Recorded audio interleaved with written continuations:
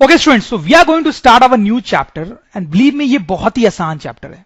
This is one of the simplest chapter. कोई stress feel नहीं होगा आपको ये चैप्टर पढ़ते टाइम। ठीक है, देखा जाए तो टेक्निकली ये साइंस का चैप्टर ही नहीं है, this is general study related stuff. इस चैप्टर का नाम क्या है? Improvement in food resources. तो नाम से क्लियर है कि इस चैप्टर में हम फूड से रिलेटेड बात करने वाले हैं। तो स्टूडेंट्स, फूड हमें कैसे कैसे मिलता है? एक तो आप देख सकते हो एग्रीकल्चर से मिलता है, एग्रीकल्चर से। ठीक है, एग्रीकल्चर से हमें वीट, राइस, मेज, वेजिटेबल्स, फ्रूट्स ये सब मिलते हैं। फिर एनिमल्स, एनिमल्स से भी हमें फूड मिलता है स्टूडेंट्स। ठीक है, फिश को तो हम ऐसे ही खाते हैं, चिकन को भी ऐसे खाते हैं, उससे एग भी मिलता है।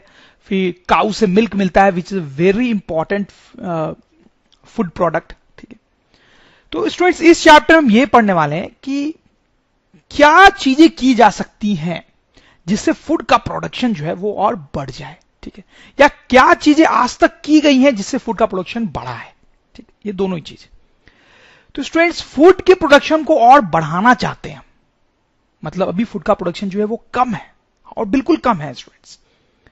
हमारे देश में बहुत सारे ऐसे लोग हैं जो भूख का शिकार हैं, इतना खाना नहीं है कि वो फूड ऑब्टेन कर सकें। और हमारे देश की बात क्यों करूं मैं, पूरी दुनिया में बहुत सारी ऐसी कंट्रीज हैं जहां पर ये सीन है।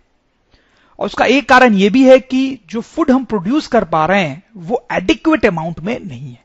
राइट स्टूडेंट्स, ठीक है, इसलिए it's very important to increase the production of food in our country and not in only our country, बल्कि दूसरे देशों में भी। ठीक है स्टूडेंट्स, तो हालांकि बहुत सारे स्टेप्स लिए गए हैं, जैसे कि ग्रीन रिवोल्यूशन। ग्रीन रिवोल्यूशन एक बहुत ही इंपॉर्टेंट, सिग्निफिकेंट और इफेक्टिव स्टेप है जो इंडिया में और बाकी कंट्रीज में भी लिया गया to increase the production of crops. देखो, green revolution is a program introduced in many poor countries including India to increase food production by use of modern technology, proper irrigation, improved seeds etcetera. तो आप समझ रहे green revolution क्या है? Green revolution एक programme है जो Indian government ने चलाया था और डिफरेंट कंट्रीज के गवर्नमेंट ने भी अपने अपने देशों में चलाया था। और उसमें क्या किया जाता है कि मॉडर्न टेक्नोलॉजी के हेल्प से, प्रॉपर इरिगेशन प्रोवाइड करा के, इंप्रूव्ड सीड्स प्रोवाइड करा के एग्रीकल्चर को और इफेक्टिव बनाया जाता है ताकि जो प्रोडक्शन है वो और ज्यादा हो सके, ज्यादा से ज्यादा फूड प्रोड्यूस किया जा सके। ठीक है, और इससे बहुत फायदा हुआ भी है स्टूडेंट्स। ठीक है, फिर स्टूडेंट्स, व्हाइट रिवोल्यूशन। इंडिया में व्हाइट रिवोल्यूशन चलाया गया था हमारे गवर्नमेंट द्वारा ताकि इंडिया में मिल्क का प्रोडक्शन जो है वो बढ़ सके। White revolution is a program introduced in India to increase production of milk in India. This program made India self sufficient in production of milk. फिर उसके अलावा students, blue revolution, yellow revolution ये भी चलाए गए। तो इन सब रिवोल्यूशन का नाम भी आप देख रहे हैं, इंटरेस्टिंग है। ब्लू रिवोल्यूशन, ब्लू पानी का कलर होता है।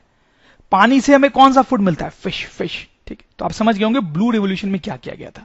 कुछ ऐसे मेजर्स लिए गए थे, ऐसे स्टेप्स लिए गए थे ताकि फिशिंग को बढ़ावा मिले और उससे हमें जो फिश मिलती है वो और ज्यादा अमाउंट में मिले। ठीक है, व्हाइट रिवोल्यूशन जो था उसका नाम व्हाइट रिवोल्यूशन क्यों था वो भी आप समझ रहे होंगे, क्योंकि मिल्क जो होता है वो व्हाइट कलर का होता है। देखो, येलो रिवोल्यूशन जो है वो ऑयल के प्रोडक्शन से रिलेटेड है। ऑयल जो है वो कुकिंग के लिए बड़ा इंपॉर्टेंट होता है। तो येलो रिवोल्यूशन में ऐसे स्टेप्स लिए गए थे ताकि ऑयल का प्रोडक्शन जो है वो बढ़ सके।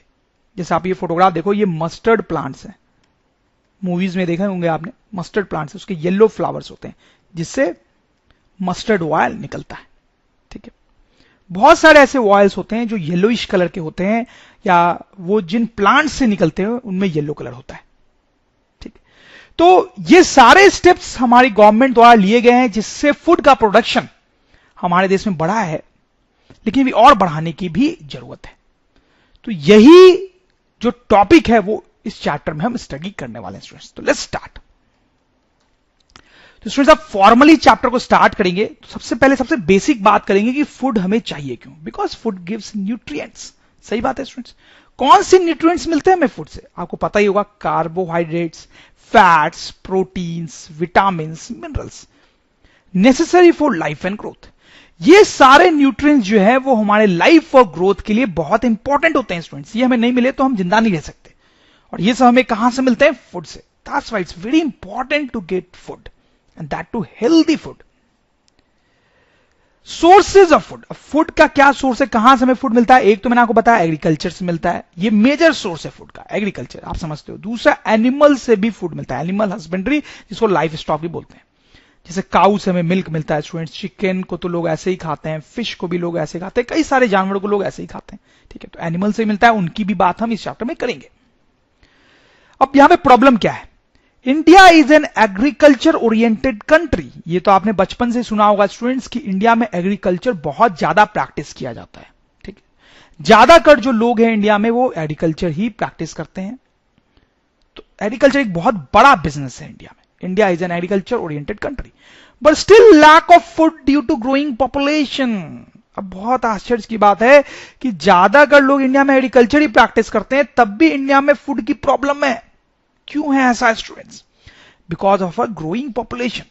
तो हम फूड तो बहुत प्रोड्यूस करते हैं अपने देश में, लेकिन हमारे देश की जो पॉपुलेशन है वो दिन प्रतिदिन बढ़ती जा रही है, बढ़ती जा रही है, ज्यादा से ज्यादा लोग होते जा रहे हैं हमारे देश में, लेकिन अब फूड प्रोडक्शन उतने जल्दी जल्दी बढ़ा नहीं पा रहे, ठीक है। जितने जल्दी लोग बढ़ रहे हैं उनके अकॉर्डिंग उतने जल्दी जल्दी हम फूड प्रोडक्शन नहीं बढ़ा पा रहे। That is the problem in our country. उसका सोल्यूशन क्या है? सबसे इंपॉर्टेंट काम तो है increase efficiency of production. Food का जो प्रोडक्शन है उसको बढ़ाया जाए। ऑब्वियस सी बात है, फूड की कमी है तो फूड के प्रोडक्शन को बढ़ाना पड़ेगा। दूसरा, access of food to people. अच्छा देखो स्टूडेंट्स, कई जगह पर यह प्रॉब्लम भी है कि फूड तो है लेकिन वो लोगों तक पहुंच ही नहीं पा रहा है, खासकर गरीब लोगों तक पहुंच ही नहीं पा रहा है कुछ ना कुछ प्रॉब्लम के कारण। तो यह भी तो जरूरी है कि जो फूड प्रोड्यूस हो वो लोगों को मिल सके, लोगों तक पहुंच सके, तभी तो उस फूड का कोई मतलब है। तो बहुत सारी जगह पे इंडिया में यह भी प्रॉब्लम है। Third, people should have enough money two by food. अच्छा, अब बहुत जगह ये प्रॉब्लम है, फूड है, लोगों तक पहुंच भी गया, लेकिन लोगों के पास मनी नहीं है उसको फूड को खरीदने के लिए, पैसे नहीं है खरीदने के लिए, वो इतने गरीब हैं। तो इस प्रॉब्लम को भी सॉल्व करनी पड़ेगी। तो स्टूडेंट्स, अगर हमें ये चाहते हैं हम कि सबको फूड मिल सके हमारे देश में और सारी दुनिया में, तो हमें क्या करना पड़ेगा? 3 चीजों पे काम करना पड़ेगा। इंक्रीज एफिशिएंसी ऑफ प्रोडक्शन, पहले तो इतना फूड बनाए ताकि सब लोग खा सके। दूसरा, सब लोगों तक फूड पहुंचाएं। और तीसरा, सब लोगों के पास इतने पैसे हों ताकि वो फूड खरीद के उसको खा सके। Right students? ठीक है, चलो। टाइप्स ऑफ क्रॉप्स, किन किन टाइप के क्रॉप्स होते हैं? सीरियल्स जैसे वीट, राइस, मेज, मिलेट, सरगम, ये सब जो है वो सीरियल्स के एग्जांपल्स हैं, सीरियल्स के एग्जांपल्स हैं। इनसे हमें कार्बोहाइड्रेट मिलता है। कार्बोहाइड्रेट एक न्यूट्रिएंट है, उसकी बात हमने थोड़ी देर पहले की थी। तो कार्बोहाइड्रेट जो है वो हमें मिलता है इन सीरियल्स से। फिर दूसरा मेजर टाइप ऑफ क्रॉप होता है pulses, gram, pea, black gram, green gram, pigeon gram, lentil, ये दाल वगैरह जो भी होती है ना, मूंग दाल, चने की दाल, ये सब जो है वो पल्सेस कैटेगरी में आती है। इनसे हमें प्रोटीन्स मिलता है। Proteins very important. Wild seeds, ये तीसरे टाइप के क्रॉप्स होते हैं, जैसे सोयाबीन, ग्राउंड नट, सीसम, कैस्टर, मस्टर्ड, लीन सीड, सनफ्लावर। इन सबसे हमें ऑयल मिलता है जो कुकिंग वगैरह में यूज होता है स्टूडेंट्स। इससे हमें कौन सा न्यूट्रिएंट्स मिलता है? फैट्स। फिर स्टूडेंट्स, वेजिटेबल्स, स्पाइसेस, फ्रूट्स, ये क्रॉप्स होते हैं, ये तो आपको पता ही है। इनसे हमें विटामिन्स और मिनरल्स मिलते हैं, ठीक है।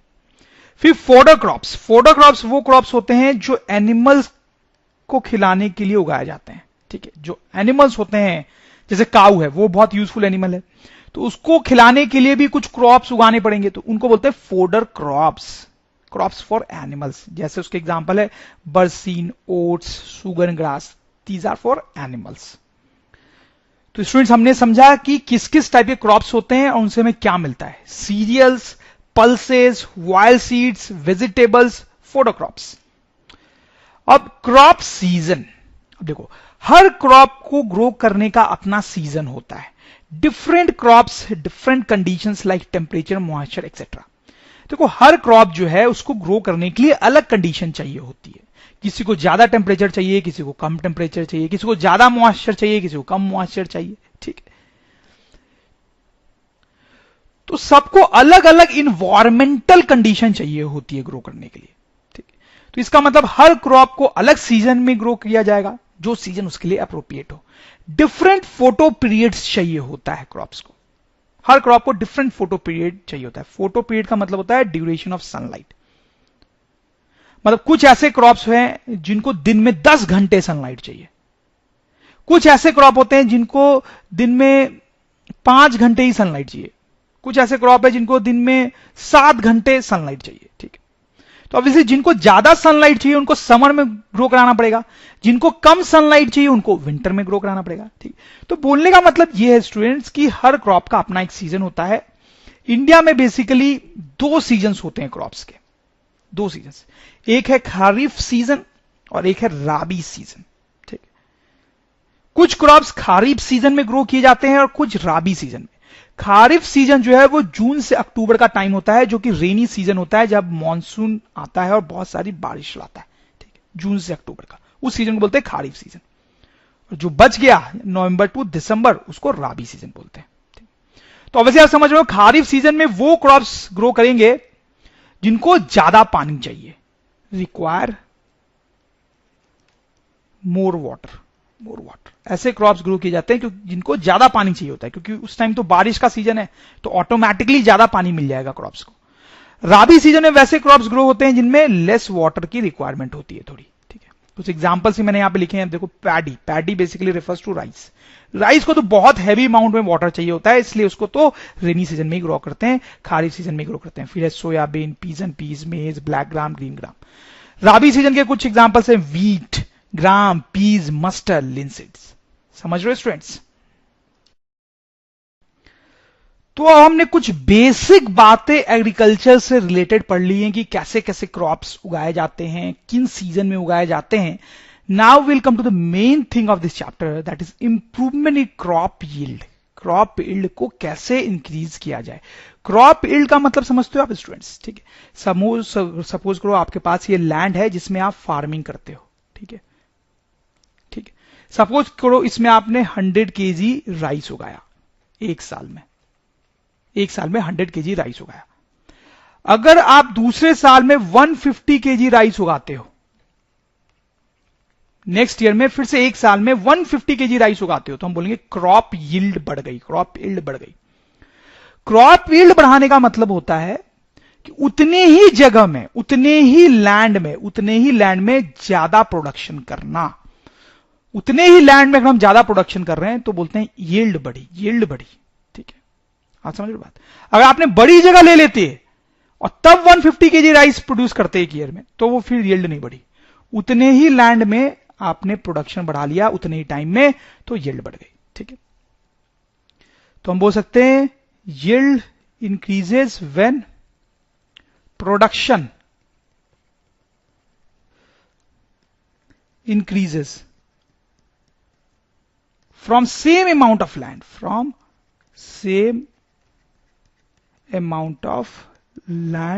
in same period of time,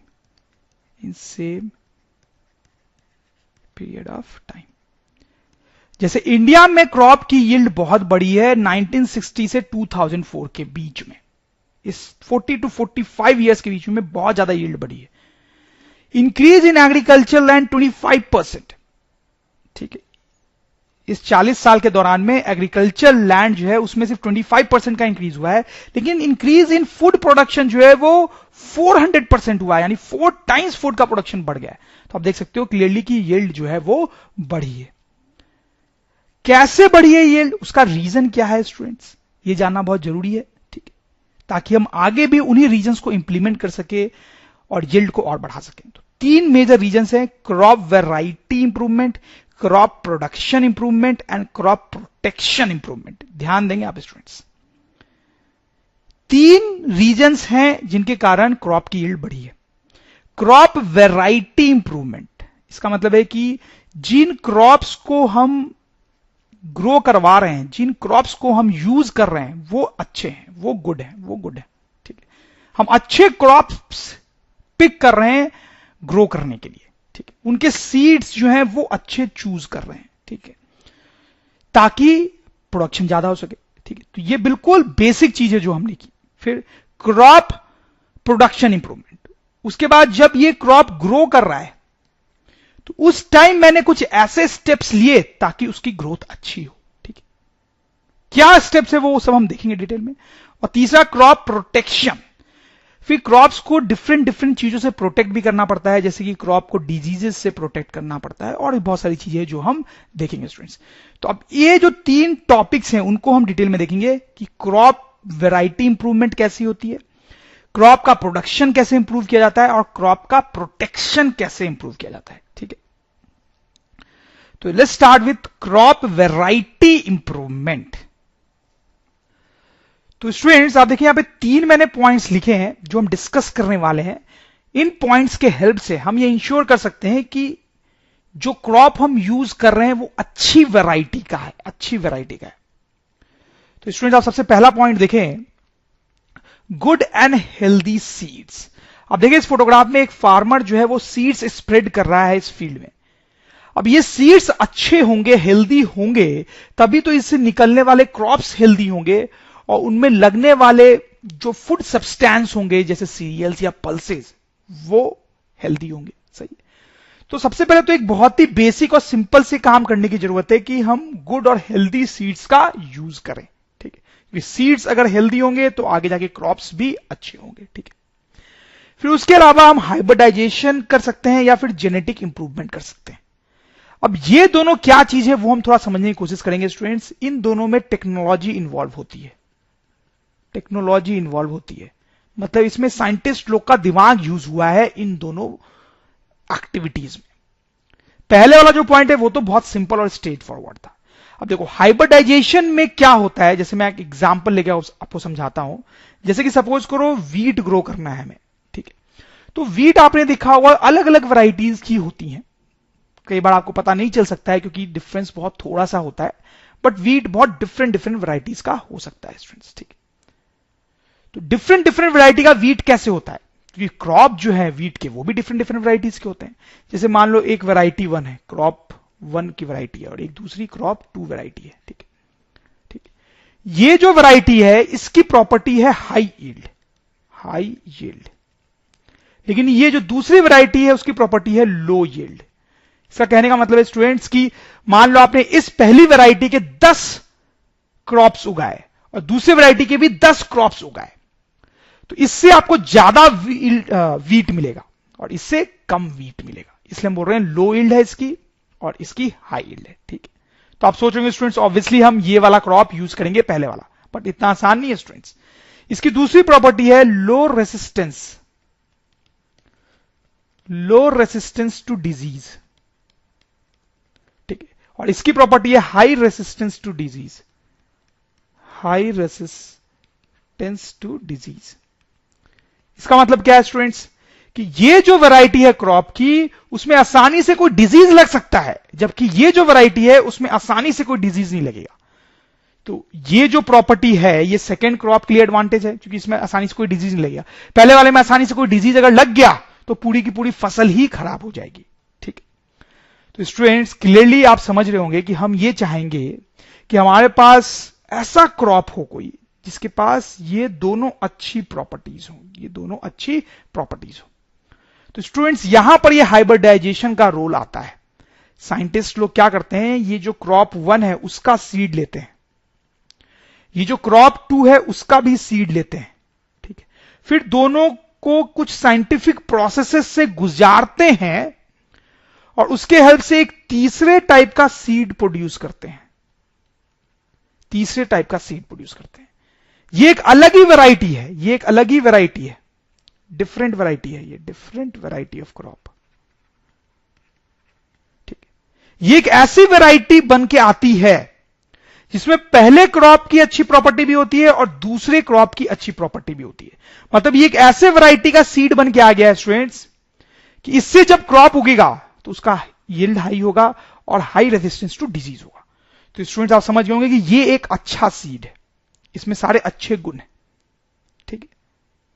तो ये जो प्रोसेस हमने किया दैट इज कॉल्ड हाइब्रिडाइजेशन। ये जो प्रोसेस हमने किया उसको बोलते हैं हाइब्रिडाइजेशन। और ये जो सीड बना है नए टाइप का, या फिर ये जो नए टाइप की वैरायटी बनी उसको बोलते हैं हाइब्रिड वैरायटी।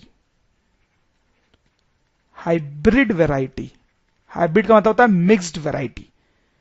ठीक है, तो इसको मिक्स्ड वैरायटी या हाइब्रिड वैरायटी क्यों बोल रहे हैं? क्योंकि कुछ प्रॉपर्टीज में पहले वाले क्रॉप की है और कुछ दूसरे वाले क्रॉप की। ठीक, तो हाइब्रिडाइजेशन को हम डिफाइन भी कर सकते हैं students. Hybridization is the process of cross breeding. Please note the word cross breeding. Hybridization is the process of cross breeding two different varieties of crops to produce a new variety with good properties of both the crops, जैसा कि हमने बात किया students. ठीक है, एक चीज मैं आपको और बता सकता हूं कि हाइब्रिडाइजेशन में जिन दो क्रॉप्स को ब्रीड करते हैं या मिक्स करते हैं वो डिफरेंट स्पीसीज के हो सकते हैं या डिफरेंट जीनस के भी हो सकते हैं। डिफरेंट स्पीसीज या जीनस क्या होता है ये सब हम डिफरेंट चैप्टर में पढ़ चुके हैं। अगर आपको नहीं भी याद है तो कोई खास इंपॉर्टेंट बात ये बिल्कुल भी नहीं है स्टूडेंट्स। ठीक है, तो हाइब्रिडाइजेशन क्या होता है ये आप समझ गए होंगे। हाइब्रिडाइजेशन के हेल्प से हम न्यू वैरायटी जनरेट करते हैं, क्रॉप की न्यू वैरायटी जनरेट करते हैं जो सुपेरियर होती है, बेटर होती है। ठीक है, with the help of technology. अब देखेंगे कि जेनेटिक इंप्रूवमेंट क्या है। देखो स्टूडेंट्स, कोई भी जो लिविंग ऑर्गेनिज्म होता है, कोई भी लिविंग ऑर्गेनिज्म जो होता है, जैसे अगर हम हमारी बात भी करें तो उनके बॉडी में जीन्स होते हैं। जीन्स एक ऐसी चीज होती है जो उस ऑर्गेनिज्म की प्रॉपर्टीज को डिसाइड करती है, डिसाइड्स द प्रॉपर्टीज। ठीक है स्टूडेंट्स, जैसे अगर एक आदमी की ही बात की जाए तो वो जो आदमी है वो टॉल भी हो सकता है और शॉर्ट भी हो सकता है। ठीक है, वो ब्लैक कलर का भी हो सकता है और व्हाइट कलर का भी हो सकता है, मतलब गोरा भी हो सकता है, काला भी हो सकता है। ठीक है, और वो थिन भी हो सकता है और फैट भी हो सकता है। ठीक है, तो डिफरेंट प्रॉपर्टीज हो सकती है एक आदमी की। तो ये प्रॉपर्टीज किन चीजों पे जनरली डिपेंड करती है? वो डिपेंड करती है कि उस आदमी के अंदर जीन्स कैसे हैं। ठीक है, कैसे जीन्स। ठीक है, अगर उसके जीन्स ऐसे हैं कि वो उसको टॉल बनाना चाहते हैं तो वो आदमी टॉल होगा, लेकिन अगर उस आदमी के जीन्स ऐसे हैं कि वो उसको छोटा बनाना चाहते हैं तो वो शॉर्ट होगा। ठीक है, जैसे जो अफ्रीकन लोग होते हैं उनके जीन्स ऐसे होते हैं कि उनका कलर ब्लैक हो जाता है। ठीक है, जो यूरोपियन लोग होते हैं उनके जीन्स ऐसे होते हैं कि वो व्हाइट हो जाते हैं एंड सो। ठीक है, तो कोई भी आदमी जो होता है उसकी जीन्स से ये डिसाइड होता है कि उसकी प्रॉपर्टी क्या होगी, डिसाइड्स दी प्रॉपर्टीज। ठीक है, ये जीन्स जो है वो क्या चीज है और क्या नहीं, ये हायर क्लासेस में और डिटेल में बायोलॉजी में पढ़ेंगे स्टूडेंट्स, अभी उसको की ज्यादा टेंशन लेने की आपको जरूरत नहीं है। ठीक है, हाँ, अगर इस आदमी के जीन्स को मॉडिफाई कर दिया जाए तो उस आदमी की प्रॉपर्टीज भी चेंज हो सकती है। ठीक है, आप समझ लो, जैसे कोई आदमी है उसमें ऐसे जीन्स थे जो उसको टॉल बनाते थे।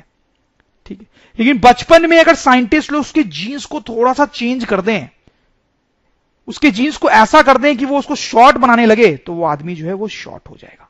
ठीक, आप समझ रहे हो? तो वैसा ही कुछ प्लांट्स के साथ, क्रॉप्स के साथ किया जाता है। ठीक है, कोई क्रॉप है, मान लो वीट का ही क्रॉप है। ठीक है, तो उसकी कुछ अपनी प्रॉपर्टीज होंगी और वो प्रॉपर्टीज किसके कारण है स्टूडेंट्स? जीन्स के कारण है। ठीक है, तो डिफरेंट साइंटिफिक मेथड से साइंटिस्ट लोग क्या करते हैं, उन जीन्स को मॉडिफाई कर देते हैं। जीन्स को मॉडिफाई कर देते हैं इस तरीके से ताकि उस क्रॉप की अच्छी प्रॉपर्टीज तो रह जाए, गुड प्रॉपर्टीज जो है वो रह जाए, और जो उसकी बैड प्रॉपर्टीज हैं वो खत्म हो जाए। आप समझ लो, क्रॉप्स की जो प्रॉपर्टीज हैं वो क्रॉप्स के जीन्स पे डिपेंड करेगी। तो साइंटिस्ट लोग क्या करते हैं, उसके सीड में कुछ ऐसी मॉडिफिकेशन करते हैं ताकि जीन्स मॉडिफाई हो जाए, इस तरीके से मॉडिफाई हो जाए कि उस क्रॉप की अच्छी प्रॉपर्टीज तो रिटेन हो जाए और बुरी प्रॉपर्टीज जो है वो खत्म हो जाए, तो वो क्रॉप हमारे लिए ज्यादा यूजफुल हो जाएगा स्टूडेंट्स। ठीक है, तो उसको बोलते हैं जेनेटिक इंप्रूवमेंट। तो स्टूडेंट्स हम लिख सकते हैं कि जेनेटिक इंप्रूवमेंट हम क्या करते हैं, In genetic improvement, genes of a crop are modified so that desired properties are retained and undesired properties are suppressed. तो स्टूडेंट्स आप देख सकते हैं इससे अब जो नया क्रॉप हमें मिलेगा वो एक बेटर वैरायटी का होगा, बेटर वैरायटी का होगा। तो स्टूडेंट आपको समझ में आया कि टू स्टार्ट विथ हमें क्या करना चाहिए, अच्छे वैरायटी का क्रॉप सिलेक्ट करना चाहिए। वो कैसे हो सकता है कि पहले तो हम सीड ही अच्छे लें, हेल्दी सीड्स लें, ठीक है। दूसरा, नए टाइप के मोर इंप्रूव सीड्स बनाएं यूजिंग हाइब्रिडाइजेशन और यूजिंग जेनेटिक इंप्रूवमेंट, ठीक है। अब students, properties to be possessed by improved seeds, तो हमने अभी भी देखा स्टूडेंट्स की हाइब्रिडाइजेशन से या फिर जेनेटिक इंप्रूवमेंट से हम बेटर क्वालिटी के सीड्स बना सकते हैं, बेटर क्वालिटी के सीड्स बना सकते हैं, ठीक। तो ये जो बेटर क्वालिटी के सीड्स हम बनाते हैं उनके पास क्या प्रॉपर्टीज होनी चाहिए वो हम थोड़ा स्टडी करने वाले हैं, ठीक। हमने देखा ना स्टूडेंट्स की हाइब्रिडाइजेशन और जेनेटिक इंप्रूवमेंट से हम नए वैरायटीज जनरेट कर सकते हैं यूजिंग टेक्नोलॉजी, यूजिंग साइंस। तो जो नए वैरायटी के क्रॉप्स या सीड्स बन के आएंगे उनके पास क्या अच्छी प्रॉपर्टीज होनी चाहिए, कौन कौन सी अच्छी प्रॉपर्टीज होनी चाहिए, उनका एक लिस्ट मैंने यहां पे लिखा है। That is what we are going to see. तो स्टूडेंट, सबसे पहली जो प्रॉपर्टी की हम बात करेंगे दैट इज हाई यील्ड। ये तो आप समझ ही रहे कि जो नए इंप्रूव्ड सीड है उनकी यील्ड हाई होनी चाहिए, मतलब कम क्रॉप भी लगाएं, लेस क्रॉप भी अगर हम लगाएं तो प्रोडक्शन जो है वो ज्यादा होना चाहिए, सही है, प्रोडक्शन हाई, ठीक है। दूसरा पॉइंट है इंप्रूव्ड क्वालिटी, मतलब जो फाइनल प्रोडक्ट हमें मिल रहा है, जैसे कि मान लो राइस है, पल्सेज है, या जो भी फूड हमें फाइनली मिल रहा है उन क्रॉप्स से, वो इंप्रूव्ड क्वालिटी के होने चाहिए, वो ज्यादा अच्छे होने चाहिए। अब ज्यादा अच्छे होने का मतलब होता है कि उनमें ज्यादा न्यूट्रिएंट्स हो, जैसे कि ज्यादा कार्बोहाइड्रेट हो, ज्यादा प्रोटीन्स हो, ज्यादा विटामिन हो, ज्यादा मिनरल्स हो, सही बात है। तीसरा पॉइंट है बायोटिक रेसिस्टेंस। अब ये बायोटिक रेसिस्टेंस क्या होता है, बायोटिक वर्ड बहुत इंपॉर्टेंट होता है, आपको स्टूडेंट्स बायोलॉजी में बार बार देखने को मिलेगा। बायोटिक का मतलब होता है लिविंग, और ए बायोटिक वर्ड भी होता है एक, वो भी बार बार देखने को मिलेगा, नॉन लिविंग। अब देखो स्टूडेंट्स, क्या होता है जब कोई क्रॉप ग्रो कर रहा है तो उसको बहुत सारी प्रॉब्लम्स को फेस करना पड़ सकता है। कुछ ऐसी प्रॉब्लम्स होंगी जो लिविंग ऑर्गेनिम्स के कारण उसको फेस करनी पड़ रही है, कुछ ऐसी प्रॉब्लम्स होगी जो नॉन लिविंग थिंग्स के कारण उसको फेस करनी पड़ रही है। जैसे लिविंग ऑर्गेनिम्स के कारण कौन सी प्रॉब्लम्स फेस करनी पड़ सकती है, जैसे डिजीजेस, ठीक है। जैसे किसी भी क्रॉप में डिजीज हो सकता है ड्यू टू माइक्रो ऑर्गेनिम्स या ड्यू टू इंसेक्ट्स। हमारी बॉडी में भी यही होता है स्टूडेंट्स, हमें भी बहुत सारे डिजीजेस हो जाते हैं ड्यू टू माइक्रो ऑर्गेनिम्स या इंसेक्ट्स। वैसे क्रॉप्स को भी डिजीज हो सकते हैं, वैसा हो गया तो क्रॉप खराब हो जाएगी। तो ये जो प्रॉब्लम है डिजीज वाली, वो तो आप देख सकते हो लिविंग ऑर्गेनिम्स के कारण है ना, ठीक है। नॉन लिविंग थिंग्स के कारण भी क्रॉप्स को प्रॉब्लम फेस करनी पड़ सकती है, जैसे कि ड्रॉट, सूखा पड़ गया, बहुत ज्यादा गर्मी है, बहुत ज्यादा ठंड है, फ्रॉस्ट है, वाटर जम गया कहीं पर, तो उसके कारण हो सकता है प्लांट खराब हो जाए। सैलिनिटी मतलब एक्सेस सॉल्ट है, मतलब प्लांट जहां पे लगा हुआ है वहां का जो वाटर है उसमें एक्सेस सॉल्ट है, तो इसको बोलेंगे सैलिनिटी। तो ये सब टाइप की अगर प्रॉब्लम प्लांट को फेस करनी पड़ रही है तो वो नॉन लिविंग थिंग से रिलेटेड है, सही है ना स्टूडेंट्स, ठीक। तो बायोटिक रेसिस्टेंस होने का मतलब है कि ये जो लिविंग ऑर्गेनिम्स वाली प्रॉब्लम है उसको फेस करने की एबिलिटी होनी चाहिए क्रॉप्स में, ठीक है। Resistance to problems due to living organisms, biotic resistance का मतलब है resistance to problems due to living organisms, mainly diseases, ठीक है, सही है ना। अगर जो हमारे पास क्रॉप है उसके पास डिजीजेस से फाइट करने की शक्ति है तो अच्छा है, उसमें डिजीज आसानी से नहीं होंगे। ए बायोटिक रेसिस्टेंस भी होना चाहिए, ये भी सही बात है। Resistance to problems due to non living things like drought, heat, cold, frost, water logging, salinity etcetera, ठीक है स्टूडेंट्स। तो ओवरऑल कहने का मतलब यह है कि जो क्रॉप्स हमने बनाए हैं वो हर टाइप की प्रॉब्लम्स में सरवाइव कर सके, हर टाइप की प्रॉब्लम से फाइट कर सके, चाहे वो बायोटिक हो या एबायोटिक प्रॉब्लम हो, ठीक। Then the next point is very important once again, less maturity duration। इसका मतलब स्टूडेंट्स कि अगर कोई क्रॉप 2 महीने में ही ग्रो कर जाता है तो अच्छी बात है ना, और मान लो 5 महीने में ग्रो करता है तो बहुत अच्छी बात नहीं है। 2 महीने में ग्रो करा तो हम बोलेंगे लो मैच्योरिटी ड्यूरेशन है उसका, ठीक है। तो उससे क्या फायदा है? लेस कॉस्टिंग, ऑब्वियसली 2 महीने तक ही उस क्रॉप की सेवा करनी पड़ेगी, उसकी देखभाल करनी पड़ेगी सिर्फ 2 महीने के लिए, तो कम कॉस्टिंग आएगी, सही है। And more rounds of crops, ये और भी इंपॉर्टेंट पॉइंट है। अब देखो 2 महीने में ही वो क्रॉप रेडी हो गया, तो अब 2 महीने बाद आप कोई दूसरा क्रॉप लगा सकते हो, ठीक है। अगर 5 महीने में क्रॉप रेडी होता है तो 5 महीने तक आप कोई दूसरा क्रॉप नहीं लगा सकते हो, ठीक है। अगर कोई क्रॉप 2 महीने में रेडी हो रहा है तो 5 महीने में तो आप उसको 2-3 बार ग्रो कर लोगे ना, ठीक है। तो मोर राउंड्स ऑफ क्रॉप्स, ठीक है, ठीक है। तो हम चाहते हैं लेच मैच्योरिटी ड्यूरेशन हो, जल्दी से जल्दी सीड लगाने के बाद क्रॉप ग्रो हो जाए और उसमें फूड हमें मिल जाए, ठीक है स्टूडेंट्स। फिर वाइडर एडेप्टेबिलिटी, अब देखो this again a very important point students, wider adaptability. अब हमने ये देखा है कि जो क्रॉप्स होते हैं उनको डिफरेंट कंडीशंस चाहिए होती हैं ग्रो करने के लिए, डिफरेंट कंडीशंस, ठीक है। कुछ क्रॉप्स होते हैं जिनको हाई टेम्परेचर चाहिए, कुछ को लो टेम्परेचर चाहिए, कुछ को हाई रेंज चाहिए, किसी को लेस रेंज चाहिए, ठीक है। लेकिन अच्छा तो ये हो ना कि क्रॉप जो है वो किसी भी सिचुएशन में ग्रो कर ले, ठीक है। कोल्ड है उसमें भी ग्रो कर जाए, हीट है उसमें भी ग्रो कर जाए, रेनी सिचुएशन है उसमें भी ग्रो कर जाए, तो अच्छा होगा। उस क्रॉप को हम कहीं पर भी ग्रो कर सकते हैं, किसी भी टाइम ग्रो कर सकते हैं, तो वही है वाइड एडेप्टेबिलिटी, हर सिचुएशन में वो अडेप्ट हो जाए, ठीक है। द 7th प्रॉपर्टी, जो लास्ट वन है which we are going to discuss, जो कि बेटर क्रॉप्स के पास होनी चाहिए, that is desired agronomic traits, desired agronomic trades.